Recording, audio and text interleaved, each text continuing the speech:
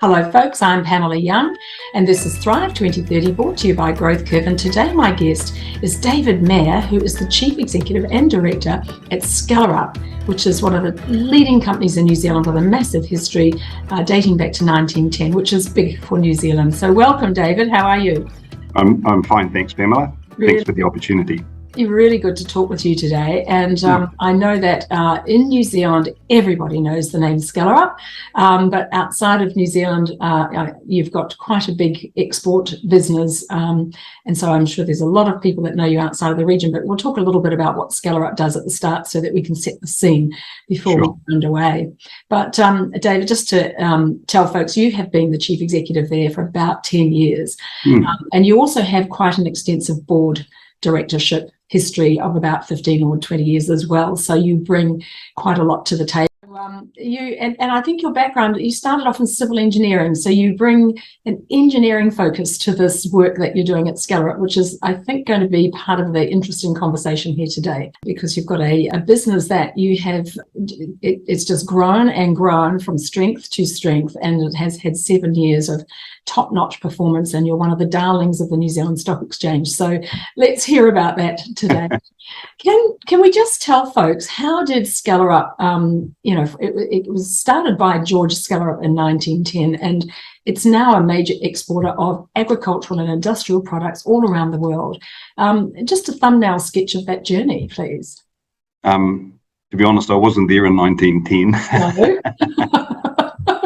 So look, I think the Skellerup family, it's a Danish name. So these were immigrants from Denmark, and of course they had the Viking spirit, if you like. So I think one thing that George Skellerup brought to bear on the original Skellerup was an entrepreneurial spirit. So for example, before World War II, it may not be well known, but salt is a very important ingredient for curing rubber. And so he actually formed a company that became the New Zealand Salt Company, effectively. And even now, if you buy a bag of salt in certain areas, it's got a Viking longboat, related back to, because not only the Norwegians, but the Danes were Vikings, if that makes sense. I love that. Yeah, so there's a bit of interesting history there. And some of the Skellerups ended up in Australia, and one became a relatively famous astronomer and all this kind of stuff. So they had a history, and he was adventurous, and he sort of climbed mountains, and his daughter spoke at the centennial dinner and talked about her dad and what he was like, and it was a very, very moving speech by a 92-year-old at that time. Wow. And she drove there and she drove home. It was just incredible. I think, I'm proud because, as you say, in New Zealand, most Kiwis know the name Skellerup, but of course they associate that with red-banded gumboots, and we'll come on to that. But personally, I grew up in the countryside down south of Dunedin, a place called Wingatui, famous for racehorses and not much else. I did my first year at Otago University, which was fantastic. The first 3 weeks were getting to know people, and somehow I got into engineering school at Canterbury, and eventually I graduated. And after graduating, I worked for a year and a half to save some money. And then the life-changing thing for me was I got on a plane and went to Japan. Personally, I went there for martial arts. I was very keen on judo in particular, but I was doing some karate and some aikido, and so I was very keen to become very good at martial arts. But in reality, while I was there, I worked in a number of interesting businesses, and my landlord was quite well known for running small and medium enterprises, and he used to buy me lunch, usually once a week, and he'd sort of talk about his business, and I learned so much from him. But I didn't realize at the time that I was learning this stuff, and in no way did I think it would be practical when I came back to New Zealand. So when I came back to New Zealand, I did an MBA, and then I ended up working in a small entrepreneurial company called Interlock, and I worked there for a relatively short time, and that business was sold to Assa Abloy, a very large global company. But in that time, they did a lot of business with Japan, and I suddenly realized some of the things that Mr. Sano and others had talked about, Kaizen, Kaikaku, which I'll come back to later. Yes. Sort of conceptual things that can dramatically change a business. Yes, we will come back to your experience in Japan, because I think it's really relevant to some of the past 10 years and the success that you've had.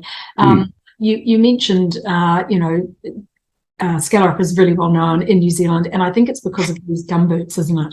That's right. Everybody in New Zealand has had a pair of Skellerup gumboots from childhood all the way through teenagehood. That's right.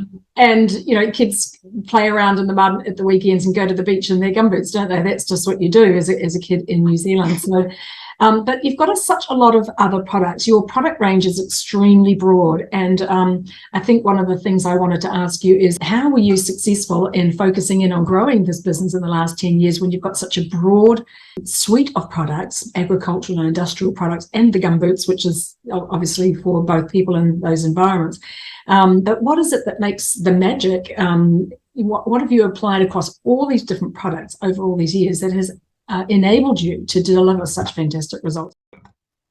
So most of the products that you're showing now are really related to the agri division. So we have two divisions. We have an agri division and we have an industrial division. Yeah. In essence, on the agri side, the main focus, and you can see some there, it says milking liners. Milking liners are the rubber part that fits on the teat of a cow to extract the milk from the cow, and eventually it ends up in a stainless steel vat.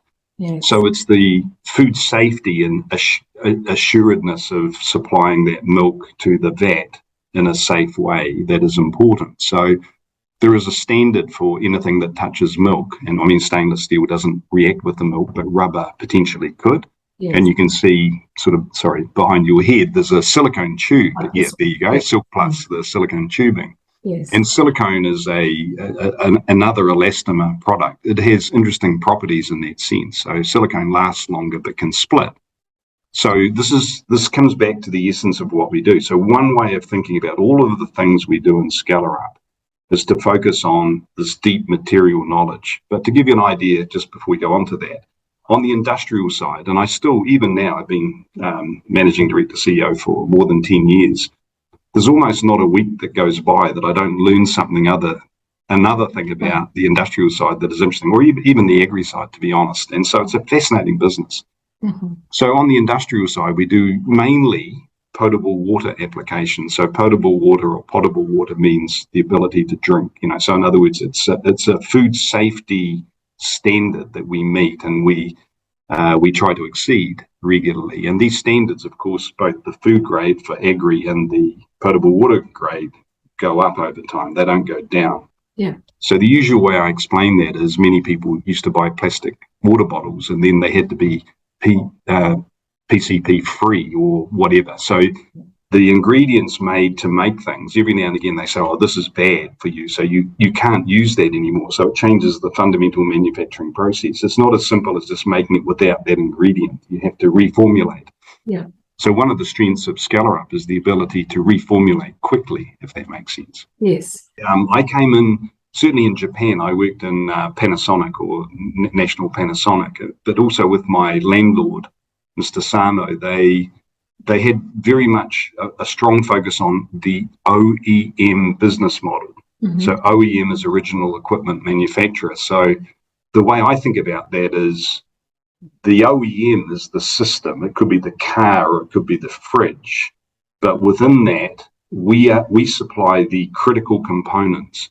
And one other change over the last 10 years we've made in Skellerup is to move from sort of one-off capital components to essential consumables. In other words, these are the parts that are critical for function, but they do have a life and they get used up and they have to be replaced. Yes. So what's happened over that 10 years is we've gone from one-off large capital projects to every month having regular sales. Right. The actual sales may go up and down depending on the markets and the background, but that's kind of a philosophic change that we made. That's to protect your revenue stream by having switching to a business that's got a consumable with monthly orders and presumably tying people up for annual contracts or 3-year contracts at discounts and things like that, so that you've tied them in for that revenue to keep that revenue stream.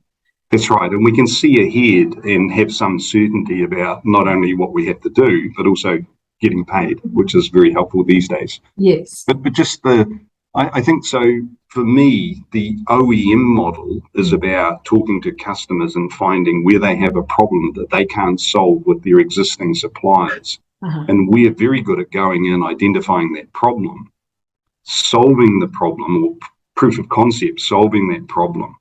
And then part of the answer to that is we encourage the customer to pay a large part of the development process. Yeah. And we get to that proof of concept quickly, and then using our deep material knowledge, our clever tooling, our ability to scale up quickly and cost effectively, and we solve that issue for them. And there's a little bit more to it than that. We try to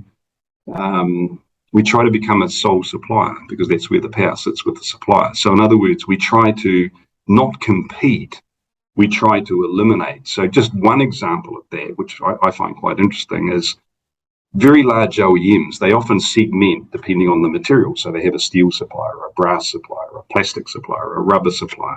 Yeah. And what we tend to do is we tend to take that, they assemble in their own businesses. And we go to them and say, gee, wouldn't you like to get that fully tested and it works every time and it'll last 5 years or whatever the cycle time is. And so what we do is we try to take away that complexity and offer them that. Now, many large OEMs, they want dual supply. So I won't mention the customer, but we provided dual supply out of our factory in China or out of our contract manufacturer in Vietnam, but they're both us effectively. So there are ways of dealing with that. I learned that a lot in Japan. In Japan, they do tend to have sole supply and they work with their suppliers. And that's about businesses, partnership and relationships. Yeah. If you have two suppliers, you tend to trade them off. So loosely it's called the Ford model. Have two or more suppliers and grind them down. Well, that worked. And in Japan, they try to develop their suppliers. And I learned a lot of this from Mr. Sano when I had lunch with him. He was very loyal to his good suppliers. Yes. Anyway, so coming back to it, if I was to sort of summarize the essence of what we do, and this is not all Skellerup, so we have some retail products. So it's not really, there is some deep material knowledge in red band gumboots, but let's face it, the red band gumboot is more of a retail product. So really we're into industrial, highly specialized industrial consumable products is probably the way to say it. So anyway, the essence of that is this deep material knowledge combined with clever tooling that is hard to reverse engineer. We can scale it quickly and effectively. So that's really important for where it takes off or where there's a change in a standard or something like that. Yeah. And we're very good at extracting a good price for that. So in other words, we understand the value. We don't talk about price with customers so much. We talk about value. Prices, Warren Buffett famously said, price is what you pay, value is what you get. You have won a number of awards, and this is one of them. I'd just like to, if I just go here, this was the Leadership Award given to you in New Zealand by the Johnson Partnerships. It says here, having a clearly defined sense of purpose and aligning employees to selling systems, not components, is a key part of creating this winning strategy. What you're describing with this deep material knowledge and the focus around, it doesn't matter what you take on, you apply this focus to the process to create efficiency and competitiveness. So this comment here about focus our employees on selling systems, not componentry, and that's a key part of the culture. How do you do that? I'm sure people would be interested to know what's the magic in getting people to understand that they are there to help with this delivery of this amazing process as opposed to the component. It takes time, as I'm sure you know, and it starts initially by telling stories, and it's often through telling stories that you can help align people's thinking. So a very good example that I use a lot when I'm telling stories is in terms of the product development process. We had a customer that was getting frustrated because they had a part that was failing. And so one of our salespeople went there and they looked at it and they were basically saying, we need a stronger rubber bit. Yeah. And so we sent one of our technical development people in, and he's based in New Zealand. So he went up to the States and he sat down. And here's a kind of a way of thinking about that. He looked at it, but he was also a specialist in plastics. And he had a look at the rubber bit and he said, there's something wrong, but I'm not sure a stronger rubber will fix it. So what he did is he said, can I see the plastic drawings and can I see the plastic tool that made the plastic bits? Yeah. And then the clever bit, without giving the secret away, there was a problem with the tool. Okay. The plastics tool, not the rubber tool, the plastics tool. So what he did though is he came back and said, okay, there's a rubber bit and a plastic bit, and the rubber bit is being cut somehow. Why don't we supply you the rubber bit and the plastic bit together? Yeah. So this is, remember I said we're taking complexity away. Yes. And he said, we'll guarantee it'll pass the tests. Yes. And he did that in proof of concept in 2 weeks before Christmas. Yes. And we solved a really big issue. And then the smart thing they said is, would you like fries with that? Yeah. In other words, there's one plastic bit and 4 rubber bits. That was a 450,000 US dollar opportunity that potentially is now 10 million. Wow. Okay, so you have a reputation for standardizing everything. Yes. Does this come from your Japanese experience and your commitment to Kaizen, continuous improvement? Is that part of your focus and your belief that this is the way to do things to grow and improve business? Absolutely. So I'll keep it as simple as I can. I was lucky enough in Japan to be there in the 80s. So I was there from 81 to 92 effectively. In Japan, even though the idea of Kaizen and Mr. Imai, who really was the first to write about it and work with Toyota for a number of years. Yeah. And I've been fortunate enough to meet him, but in Panasonic and other companies, they have a lot of these sort of Kaizen experts. Mm-hmm. So first of all, I'd say Kaizen is continuous improvement. It's the idea that every process can be improved. Yeah. And in order to do that, you have to think about process, not outcome. So you have to separate the outcome from the process. Mm-hmm. If you want a better outcome, the best way to do it is not wish for a better outcome. It's focusing on the process. Absolutely. And then standardize the process before you change it. So one of the cultural things we tend to do in Australia and New Zealand is, I've got an idea, let's change this, it'll be better. And you can simulate this, and I do this with my team, simulate a change before you've thought about what the change might do. And everything gets worse initially, even if the change is a good change. And so the simple exercise I use a lot is Pamela, six letters, right? So you write Pamela all the time. I want you to write every second letter, A, E, A. It may take the same time, but I've halved the word content. Okay. So as an example, so this is a way of showing people that because it's unfamiliar, mm-hmm. It can actually take longer, but of course, give it a week. So the learning curve shows that you can get a gain, but it doesn't happen straight away. So the learning curve is normally drawn as an immediate gain. It's actually slightly negative, and then you get the gain, if that makes sense. Right. So people need to understand what change does. Change is, the one thing you can say about change, it'll make things better, the same, or worse. Kaizen predicts the change before you make the change. So it's the scientific method. You hypothesize what would happen if you took this person out of the line. It'll be slower or whatever. You make the change and you make sure you can go back to where you were. Mm-hmm. In that process of doing that, you get organizational learning. So the trick with Kaizen and Kaikaku, its partner, and I'll come to that in a minute, is how does the organization learn? And one of my key roles is, of course, get the right people on the bus. Yeah. But, and the wrong people off the bus, but let's keep it positive.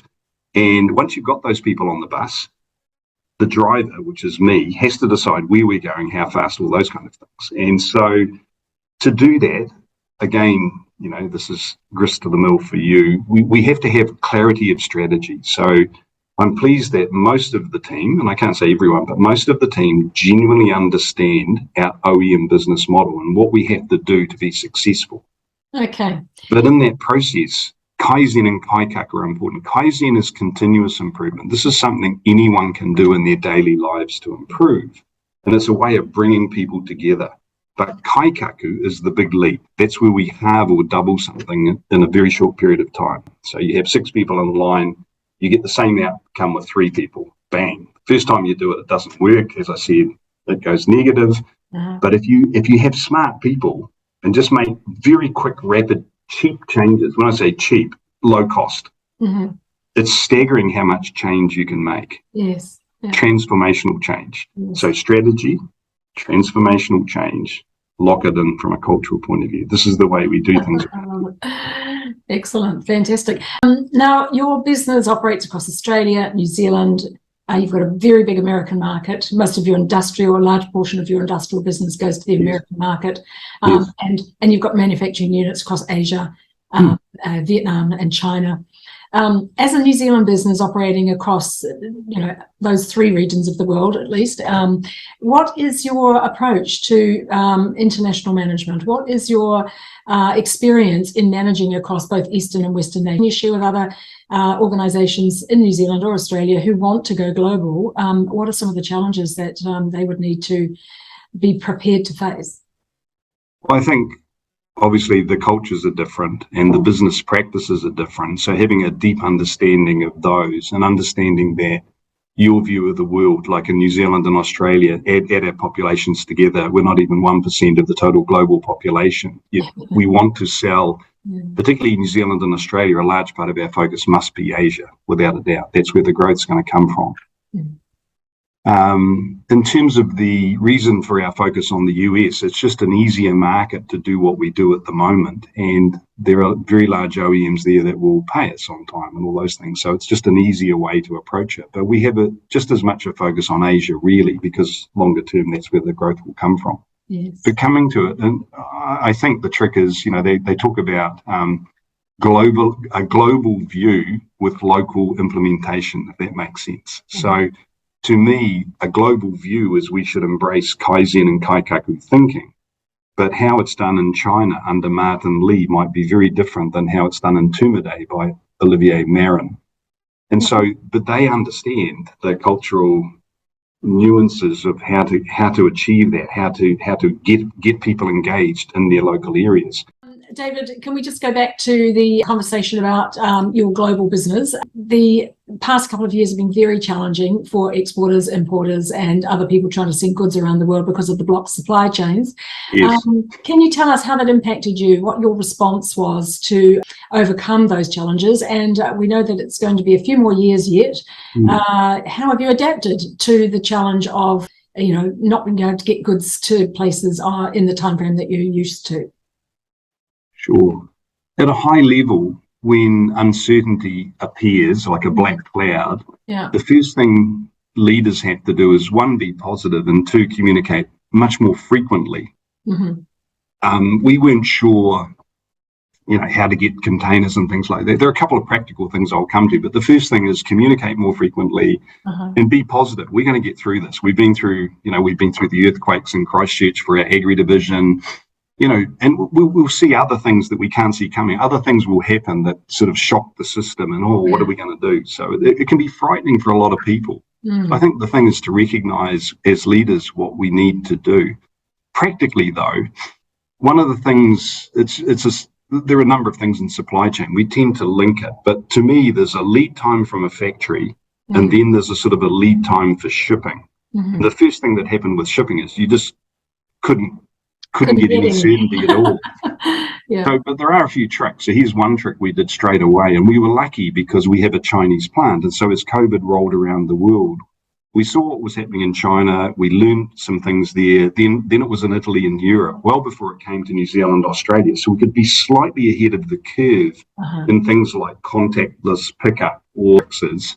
If you're ordering monthly a 40-foot container, and this won't last in the future because they're killing off 20-foot containers, but you want to get 2 20-foot containers, so you get one on the water 2 weeks ahead of the other one. So good idea. But the philosophy of this, I find it fascinating because in the news they say just in time is dead. If anything, another underpinning philosophy of what we're doing is to embrace just in time. And the fundamentals of just in time come down to one thing. Don't forecast. Demand-driven planning. In other words, plan to demand. So if your customers are overstocking because they are worried about getting information, you need to know their stock on hand. So you need to have conversations with your customers about how much inventory they're carrying. Because if they're buying from you just to build inventory, when that demand goes away, which is inevitably going to happen, interest rates going up, central banks are saying slow demand down, it's too inflationary. It's going to happen. I don't know. So the trick there is to get your information sources pushed forward into your customers and share. This is back to the partnership thing. And if they trust you, they will share that information. Presumably your customers would have had great difficulty as well. I mean, there's a knock-on effect. The whole supply chain is affected. That's right. By the, you know, both up and down, and you're in a part way through that. So what sort of challenges did your customers have, and did they reach out to you for solutions? No, they didn't reach out, but we reached out to them in that sense. But you're right, there's the knock-on impacts. And so it's a very famous sort of simulation called the bullwhip. So if you're not careful, a little change here can cause a big change further back in the chain. Yeah. The answer is to, as I was saying, share the actual information, the actual sales level and the true level of demand as much as you can through the whole chain. Okay. So on average, I think we did a very good job of that. You know, so my team, the people that actually make those decisions, they understand this, but we had plenty of time to prepare. We would be doing this without COVID. We were extracting information, we were sharing it, we were getting better at getting certainty through the standardization of that process, which is back to Kaizen thinking, isn't it? Yeah. So, yeah. I mean, we'd made a lot of progress. But another interesting one I think I mentioned yesterday when we chatted is that we prepared for lockdown. So, you know, so we knew in New Zealand at some stage we'd be locked down most likely. And so what we did is we tested people working from home, and everyone said, oh yeah, my internet's fine and my printer works and everything. And then we said, right, tomorrow you're working from home. And this was before the initial lockdown. Uh-huh. And of course it didn't work well. And yeah, I mean, in general it did, but there were an awful lot of things we could do. Yeah. And we just fixed it, and we did a second trial, and then guess what? We were locked down. Yeah. Machine operators in there. So one of the concerns I've got over the next 2 years, because I think this will play out certainly over the next 2 or 3 years, you have to, particularly for manufacturing businesses, avoid an us and them culture. It's very easy for office people to work from home. Yeah. So what do you do with your teams? And so one of the interesting things there, much like the military, you know, people organized themselves into a green team or the red team or the blue team, and there was segregation and segmentation of what they did.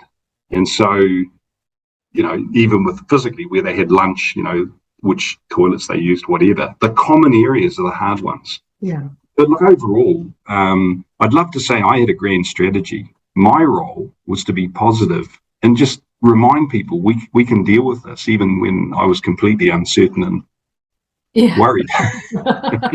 Oh, I can't see you in that moment.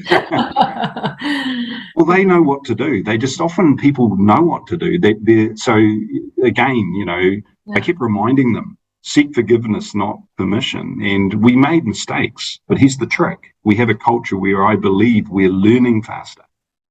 Faster now than before COVID, is that what you're saying? Yes. And I think one of the keys is we focus on process. So if you focus on process, sometimes the outcome's not great. If you change a process, but you're focused on improving the process, the initial outcomes might be worse. Yeah.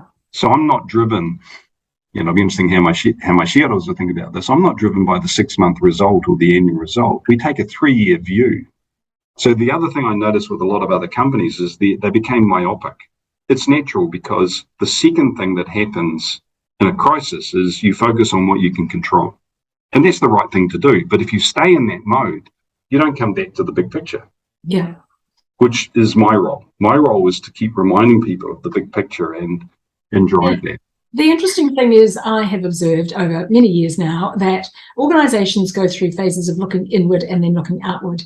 And so it's you know, you start off with an entrepreneurial phase, you are looking outward and you're growing. Then you realize, we've got too big. We need some systems in place to hold this growth together. So you do an inward focused phase. And once you've got all that control, under control, you start looking back out for further growth. So I've noticed over years, it's in, out, in, out, in, out. And with COVID, we had to do both at the same time. That's right. We had to stay at home, lock down, improve technology, and find a new way of operating. That was an inward focused thing. At the same time, because we couldn't go and see our customers, we had to do the out piece at the same time.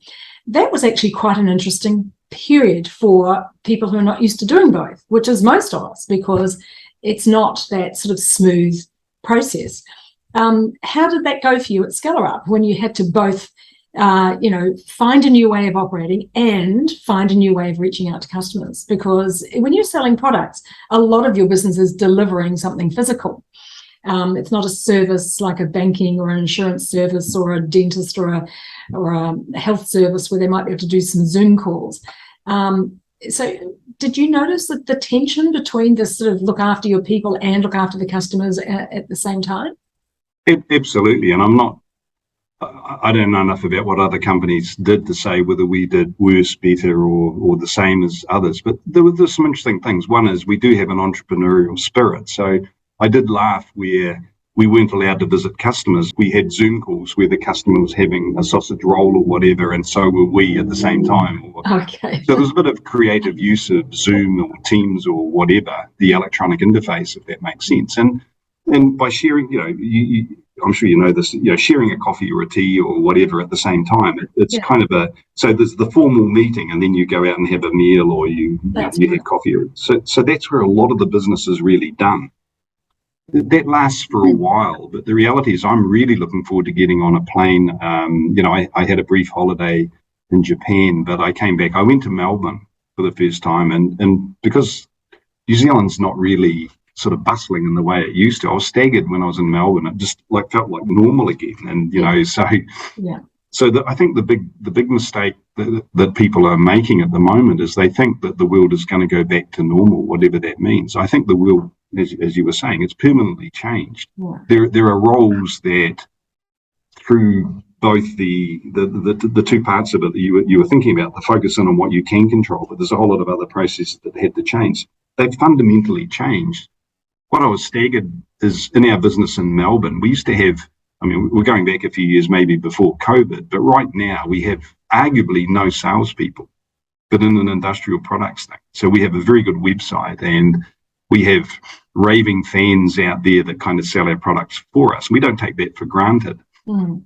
But we used to have 5 salespeople that thought their job was to jump in the ute and go and visit customers. Yes. That old model, it's long gone. It's gone. But it doesn't mean you're an online business.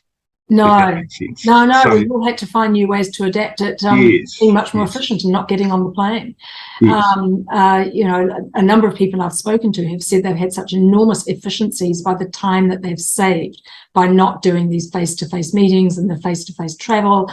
They've saved an enormous amount on their international travel budget, and they've realised, gosh, it wasn't that much more efficient. We'd still like to do some of it, but we don't have to spend the whole budget that we used to spend. We could spend 60% of it instead. So there's cost savings, around the world. I think the last thing I'd like to touch on is since COVID, we've got a lot more things to think about that we didn't have to think about before. And so the shoulders of chief executives, must be very weighing down at the moment because, throughout the last 5 to 10 years, most organizations had recognized the need for investment in digitization. And so yes. A lot of people are doing digital transformations, and there was still a push for globalization. And, those were the sort of, key things onto everybody's plate. Then along comes the pandemic. And the digitization that they thought they were doing, they sped up by at least 3, 4, 5 times. They surprised themselves about how they were able to achieve that. And then, of course, on top of that, you've got hybrid working, you've got, finding new ways to reach out to customers. And as you said, finding new ways to deliver your products and services.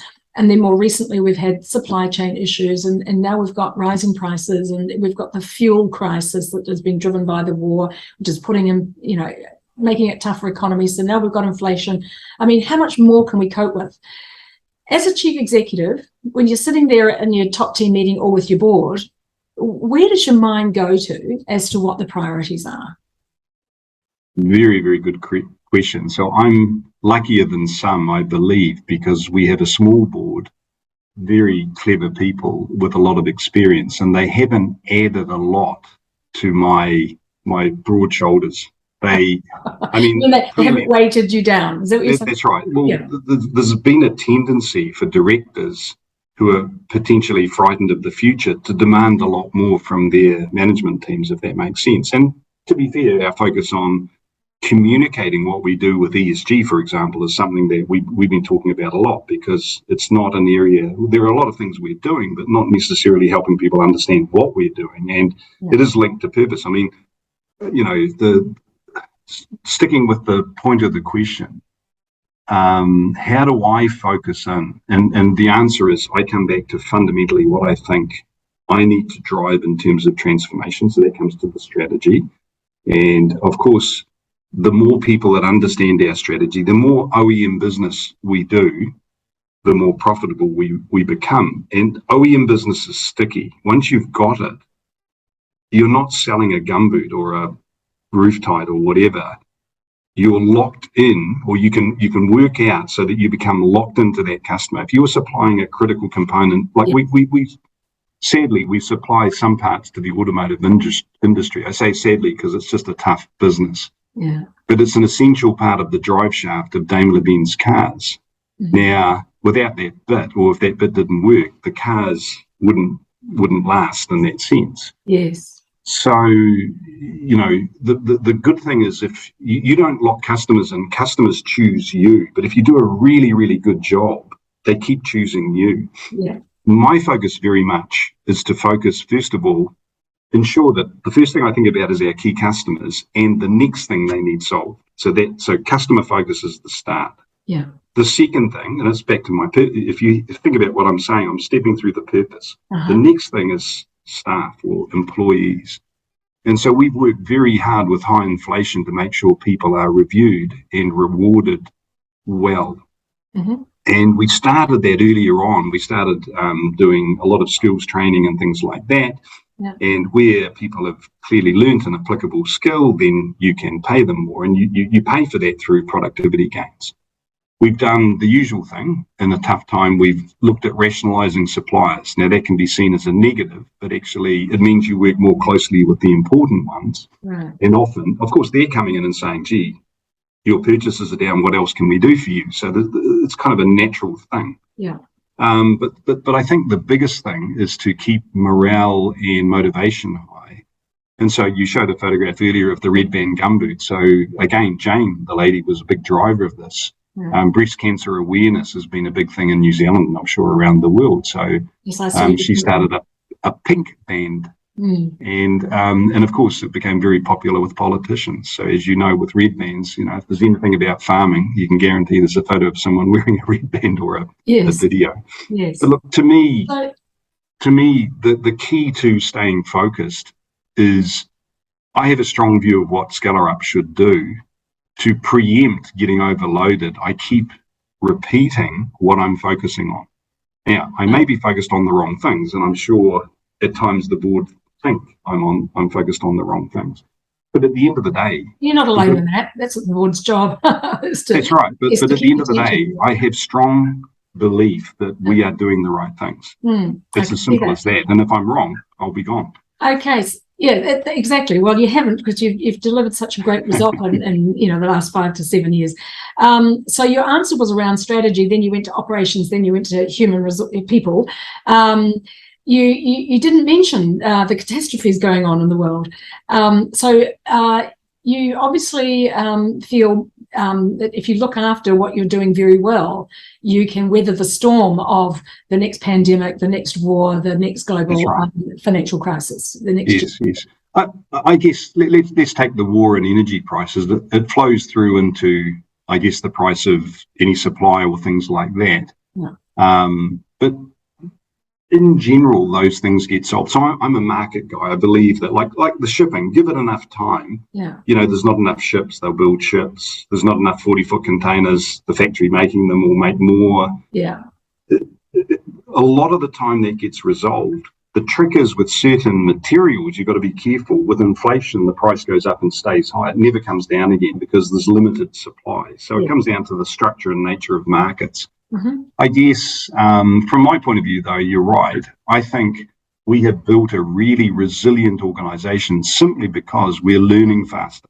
So how much faster do you have to learn than competitors? Well, if you think about the OEM model I talk about, we don't compete, we eliminate, we destroy the competitors by making them irrelevant. The plastic supplier or the rubber supplier, we supply a product that combines both of those.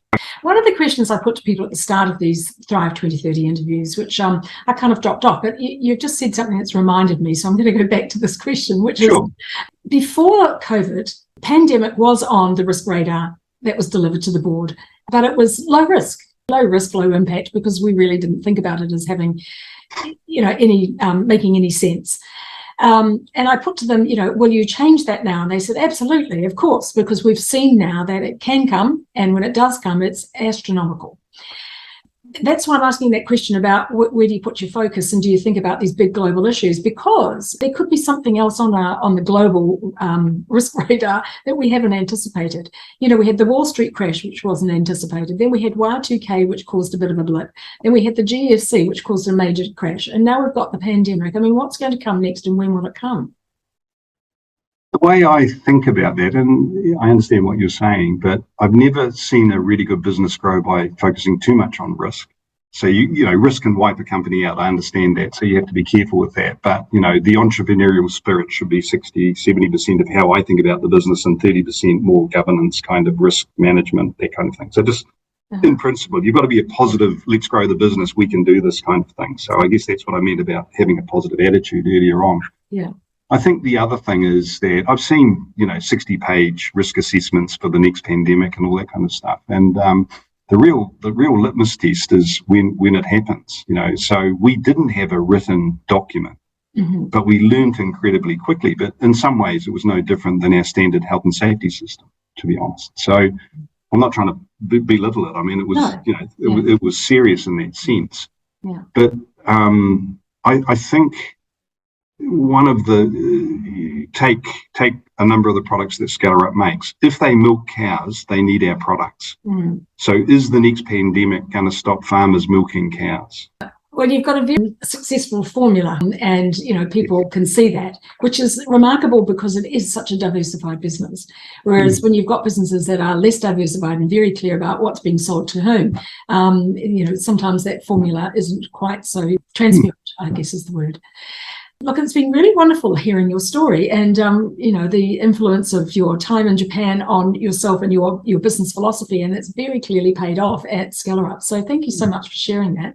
But David, before I let you go, I've got this last question that I put to everybody, which is that if you found yourself promoted in your next job to the title of CEO of the world, what would be your focus for the first 100 days? What would you put on the table to discuss with your team to address more urgently? It's tempting to say climate change and those kind of things, but I guess I look at Bill Gates, who's probably in that position of having a huge influence through the foundation in terms of helping people, and you notice the huge gains they've made in terms of healthcare. So I'm a big fan of globalization, and that not that it's made people rich or anything like that. If you were to articulate one measure, it's probably child mortality or something like that. So I would focus in on the causes of that and see how we could improve globally the approach to not only measuring that as an outcome, but also the processes that lead to it. So I think I'm a big believer too that human beings can solve big issues. But what you need to do is you need to get the smart people in the room. And I'm not the smartest. So the job would be to get the really smart people together. And some of them are difficult to work with. Okay, that's fine. But, we need to have a common view. So for example, Liz Truss said that, all bets are off. We're going to pull out as much oil from the North Sea. We need to understand that if we want to achieve things, we need a transition plan. It's just basic. This is where we are. This is where we want to be. You can't stop there and say we have to, by 2030, we have to do this. Yeah. You have to take people on the journey. Yeah. If I was in charge of the world, I would take people on the journey. The future is young people. I'm an old fogey. I'm a dangerous species at the moment, grey-haired, white and old. But, in that sense, the future's with the young, and we have to accept that they will do things in a different way from us. Yeah. So I think, education's a big thing globally. I mean, it's so disappointing to see Afghanistan and the backward steps taken there in terms of just general education. Yeah. And it does concern me in New Zealand and other countries where the educational standards can be dropping. So I think education's a huge thing, but health. So education and health, they're the two big things. Yeah. They're great ideas. I mean, your emphasis is on equality, isn't it? Across different parts of the world, because that's right. We've got developed countries that are doing very, very well. And then someone said the other day, we haven't had a war for so many years when they were talking in reference to Russia and Ukraine. And I went, yes, we have. They're all over the world. They just don't happen to be in the Western nations. And so it was interesting that we just thought we haven't had a war because we're only thinking in our Western bubble.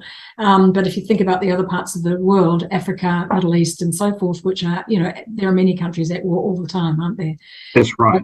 I think your point about equality for children, for education and health, I mean, those are really good issues. So what a great chief executive you would make of the world. There you go. David? No, I think there are far better people more qualified than me. But... well, it's a great question. I just love asking it, and it's really interesting to see, what's on people's minds. So thank you so much, David. I thoroughly enjoyed meeting you and having a chat, and I will follow through and look at more of your videos and look forward to learning more about other interesting people. Thank you.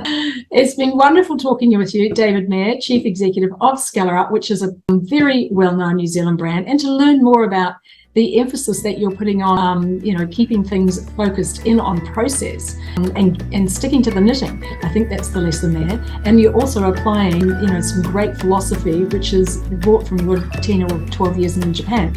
Also really interesting, but the business has grown right across the world. And I think the people who are exporting would take a lot from your journey. So thank you so much for sharing with us. Really appreciate it. Thoroughly enjoyed it. Thank you, Pamela. You're welcome. Have a good day. You too.